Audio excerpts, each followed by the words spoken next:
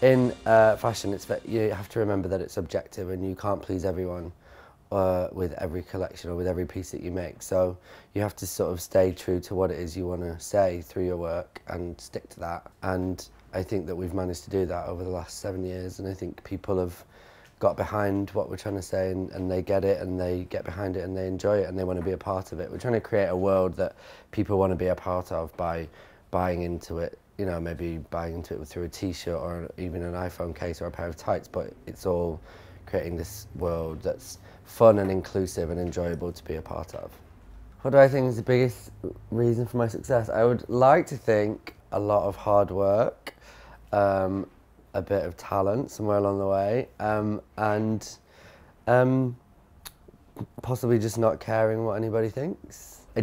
I did start my business from a spare bedroom. It wasn't the one I was sleeping in at the time, but I did start my business from a bedroom, and that first working space was one shared desk with me and one other person, and it was in like some flat in the roof, so you couldn't really stand up in it. It was kind of not really the best environment. But my working environment is very important, and I think more so my working team. I think one of the biggest privileges that you have from running your own company is being able to choose who you work with. And building up the people around you, and I have managed to build up a great team of people that I love to spend time with. So even if I'm away for work reasons or I'm not in the office, I get itchy about missing out on the gossip and like not being in the office and not being around everyone. And we have a laugh in here, and I think it's very important for me to be enjoying myself and having fun, to be creative and to create fun stuff.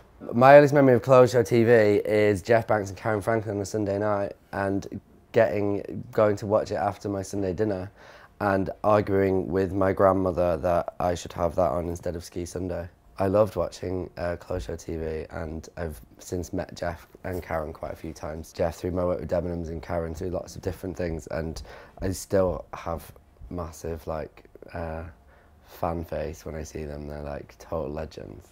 If I was going to create a t-shirt for CSTV, it would be, oh my god, this whole thing is rhyming, it's easy. Watch me, I'm CSTV. Yeah, I did present Clothes Show Live last year, and before that, the last time I was there was when I was a fashion editor in teen magazines, and I hosted a JLo fragrance sponsored modelling competition on one of the stages, which was about attitude, not about what you look like. And it was an interesting day. It was when I was working for a magazine called Sneak, and it was very fun. How do I cope with screaming fans? I am very not used to screaming fans, and I'm pretty sure that at the Clothes Show Live, they're more screaming for the topless models than me, so I kind of get away with it by hiding behind naked men, which I'm quite happy to do, to be honest. It is rather surreal, and they get like into this crazy frenzy about like free stuff and shopping, and it's really fun. I think it's a really great way to sort of get youngsters into fashion and learn about fashion. And you know, the thing that we host on the main stage is always the big runway show, which is it's just a great combination of dancing and performance as well as fashion and shopping, and the whole thing's all rolled into one. I just think it's a really great way to get young girls and boys engaging with fashion in a new, exciting way. How can I take the Henry Holland presence to the next level? Oh God, higher hair maybe? Just some really high hair extensions. If I get called Jedward one more time, though, I will punch someone in the face, so maybe stick away from that. I think the models wearing Henry Holland masks is a great idea. I just had my birthday recently, and when I went into my dinner, there was 50 people all staring back at me wearing my face as masks, singing happy birthday, which was the creepiest thing ever, but it was kind of fun.